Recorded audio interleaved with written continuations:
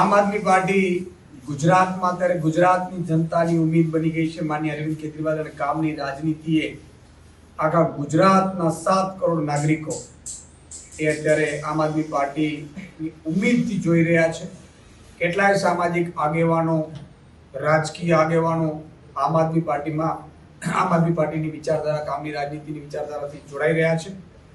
આજે આપને ખબર હશે કે જે રીતે ભાજપનો ભોગ બનેલા આખો ક્ષત્રિય સમાજને ક્ષત્રિય આંદોલન જે ઉઠ્યું હતું, એમાં ક્ષત્રિય આંદોલનમાં જેમણે મહત્વની ભૂમિકા સમાજને લઈને, મહિલાઓને લઈને જે ભૂમિકા ભજવી હતી, એવા પદ્મિનીબા વાળા આજે આમ આદમી પાર્ટીથી અને એમની વિચારધારાથી પ્રેરાઈને આજે આમ આદમી પાર્ટીમાં જોડાયા છે.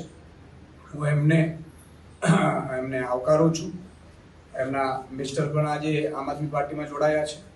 મિત્રો, આમ આદમી પાર્ટી છે એ હંમેશા જે લોકો સરકારની સિસ્ટમનો જે ભોગ બને છે, જે લોકો સરકારની જે તાનાશાહીનો ભોગ બને છે, એ તમામ લોકોને હું આવકારું છું.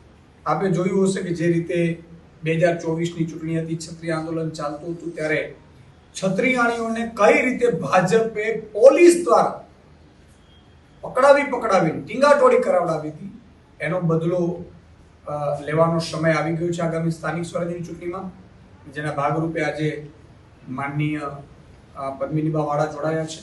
બીજું કે પંજાબમાં તમે જુઓ, મહિલાઓને પંજાબની આમ આદમી પાર્ટીની સરકારે મહિને 1000 રૂપિયા આપવાનું નક્કી કર્યું છે. એટલે કે ઘરમાં 3 મહિલા 18 વર્ષથી ઉપરની હોય તો મહિને 3000 રૂપિયા અમને મળવા પાત્ર થાય છે.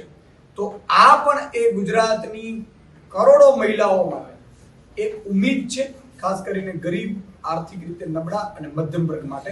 એટલે એમનામાંથી પ્રેરાઈને પણ આજે પદ્મિનીબા જોડાયા છે. હું એમને આવકારું છું અને આગામી સમયમાં વધારે મહિલાઓ એમની આગેવાનીમાં આમ આદમી પાર્ટીમાં જોડાશે, મને વિશ્વાસ છે. આ જ પ્રકારની તમામ અપડેટ જોવા માટે ન્યૂઝરૂમ ગુજરાતને લાઇક, શેર અને સબસ્ક્રાઇબ કરવાનું ભૂલતા નહીં.